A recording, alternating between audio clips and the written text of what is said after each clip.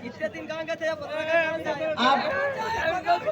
थोड़ा बैठ जाइए, हम पूछ रहे हैं, बैठ जाइए। मीडिया प्रभारी भी आप लोग थोड़ा सा शांति बनाए रखें, इधर पीछे साइड से हो जाइए।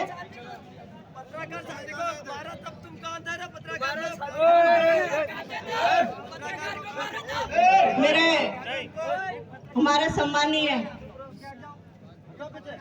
पुलिस प्रशासन,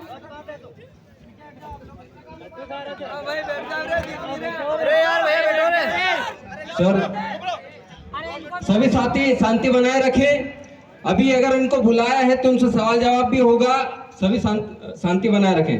सर आपसे सबसे पहले तो सवाल है कि एक हमारा आदिवासी भाई मुकेश परमार, जो कि आदिवासी तो है ही है, साथ में एक पत्रकार भी है, और पत्रकार का दायित्व होता है वो किसी से भी सवाल जवाब कर सकता है।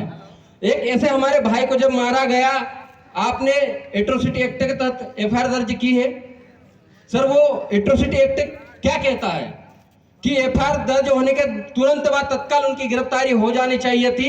2 दिन 3 कितने दिन हो गए सर, इसके बावजूद भी आप गिरफ्तारी नहीं कर पाए। जितना प्रशासन आप लोगों ने हमारी सुरक्षा में लगाया, इतना प्रशासन अगर आपने उनकी गिरफ्तारी में लगाया होता तो आज हमको यहाँ आना नहीं पड़ता। आपको तत्काल गिरफ्तारी करनी चाहिए थी। तो सर आप हमें ये बताइए कि एट्रोसिटी एक्ट के तहत जब एफआईआर हुई है तो आपने उनको अभी तक गिरफ्तार क्यों नहीं किया, क्यों नहीं मिले? क्या वो कहां पर ऐसे चले गए कि राणापुर छोड़ के कहीं और चले गए? आप हमें बताइए सर। सर आप जो जवाब देंगे वो सभी साथी सुनेंगे।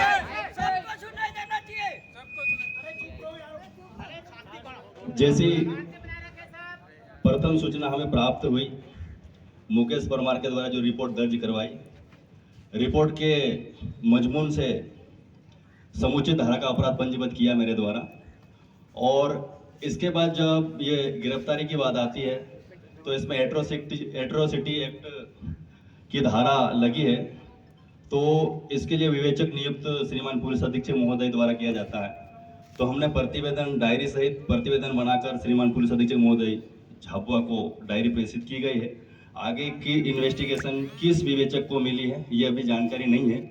और गिरफ्तारी की बात आती है, प्रकरण पंजीबद्ध होने के बाद तुरंत हो जाना या नहीं होना ये इन्वेस्टिगेशन का पार्ट्स है। तो जो भी इन्वेस्टिगेशन होगा करेगा इन्वेस्टिगेशन ऑफिसर, उसके आधार पर उसकी गिरफ्तारी की जाएगी।